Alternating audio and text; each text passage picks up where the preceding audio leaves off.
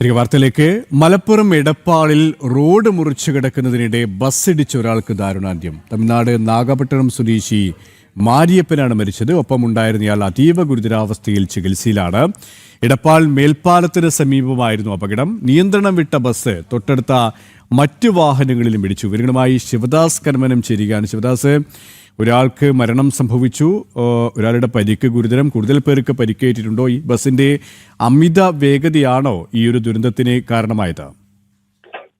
KP Malappuram എടപ്പാളിൽ ആണ് ഇത്തരത്തിൽ ഒരു അപകടം ഉണ്ടായത്. ഇന്ന് രാവിലെയാണ് അപകടം ഉണ്ടായത്. എടപ്പാളിലെ മേൽപ്പാലത്ത് വെച്ചാണ് നിയന്ത്രണം വിട്ട ബസ് ഇതുവഴി മേൽപ്പാലത്തിന് മുകളിലൂടെ നടന്നു പോവുകയായിരുന്ന രണ്ടുപേരെ ഇടിച്ചത്.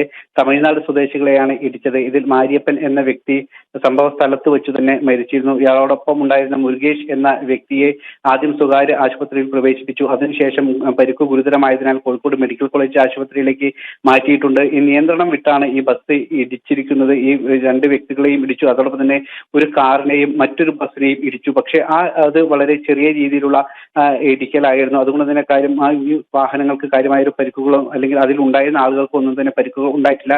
കാര്യമായ ഈ ഇടിച്ച വാഹനങ്ങൾക്ക് വലിയ നാശനഷ്ടങ്ങളോ ഒന്നും തന്നെ ഉണ്ടായിട്ടില്ല. പക്ഷേ ഇതുവഴി നടന്നു പോവുകയായിരുന്ന രണ്ടുപേരെ ഇടിച്ചു. ഒരാളുടെ ജീവൻ നഷ്ടപ്പെടുകയും അതോടൊപ്പം തന്നെ മറ്റൊരാൾക്ക് ഗുരുതരമായി പരിക്കേൽക്കുകയും ചെയ്തിട്ടുണ്ട്. KP